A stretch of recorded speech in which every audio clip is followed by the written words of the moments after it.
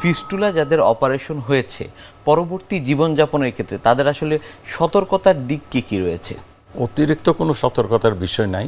প্রথমত ফিস্টুলা হওয়ার পিছনে যে কারণগুলো বলেছি তার পরিপ্রেক্ষিতে রোগী অতি অবশ্যই তার মলদার সম্পর্কে অনেক সতর্ক হয়ে যান বা যত্নশীল হয়ে যান।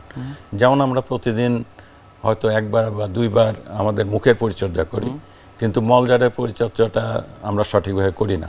অর্থাৎ আমাদের দেশের নিয়ম অনুযায়ী আমরা মলত্যাগের পরে যে পানিটা ব্যবহার করি এটা আমরা যথেষ্ট পরিমাণে হয়তো করি না। দুইটা কারণে হয়তো করি না। একটা হয়তো পানি সাশ্রয় করার জন্য, অথবা হয়তো কোনো কারণে আমার ব্যস্ততা আছে, তখন আমি পানিটা সঠিকভাবে পরিষ্কার করার যতটুকু পানি প্রয়োজন অতটুকু ব্যবহার করি না।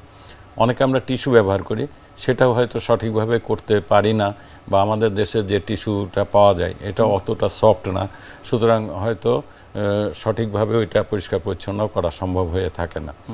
সুতরাং দেখা যায় যে যখন এরকম ফিস্টুলার অপারেশন হয় তখন রোগীরা অটোমেটিক্যালি কিছুটা মলদারের ব্যাপারে সচেতন হয়ে যায়।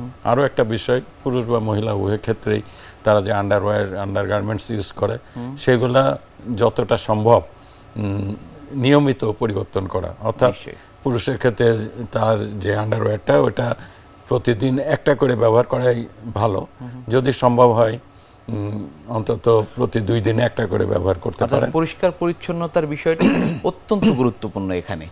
জি, অবশ্যই পরিষ্কার পরিচ্ছন্ন, এবং বিশেষ করে মলদার এবং মলদারের আশেপাশের পরিষ্কার পরিচ্ছন্নতা একটা গুরুত্বপূর্ণ বিষয়। এর বাইরেও যদি কখনো দেখা দেয় যে কোথাও কোনোভাবে এই মলদারের পাশে পুনরায় কোনো জায়গায় কোনো রস নিঃসরণ হচ্ছে অথবা কোনো ফোড়া মতো হচ্ছে, অতি সত্বর চিকিৎসকের শরণাপন্ন হওয়া যাতে এটা পুনরায় না হয়। অনেক ধন্যবাদ আপনাকে আমাদের আজকের এই অনুষ্ঠানে আসবার জন্য।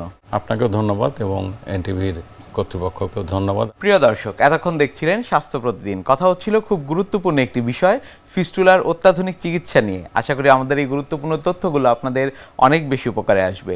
অনুষ্ঠানের পর্যায়ে দেখে নেব কি থাকছে আগামী পর্বে স্বাস্থ্য প্রতিদিন অনুষ্ঠানে। উচ্চ ঝুঁকিপূর্ণ গর্ভাবস্থা এমন একটি অবস্থা যেখানে গর্ভবতী মা তার গর্ভস্থ ভ্রূণ, শিশু কিংবা জন্মের পরে তার নবজাতকের জীবনের ঝুঁকি হয়ে যায়। সেই সমস্ত গর্ভাবস্থাকে আমরা উচ্চ ঝুঁকিপূর্ণ গর্ভাবস্থা।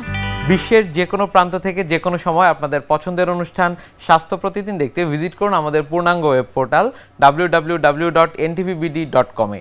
এছাড়া এনটিভি সব জনপ্রিয় অনুষ্ঠান ও খবরের আপডেট পেতে ভিজিট করুন আমাদের ইউটিউব চ্যানেল ও ভেরিফাইড ফেসবুক পেজে। আজ এখানেই শেষ করছি, আগামীতে আবারও দেখা হবে। সে পর্যন্ত আপনারা সবাই ভালো থাকুন, সুস্থ থাকুন, এনটিভির সাথেই থাকুন।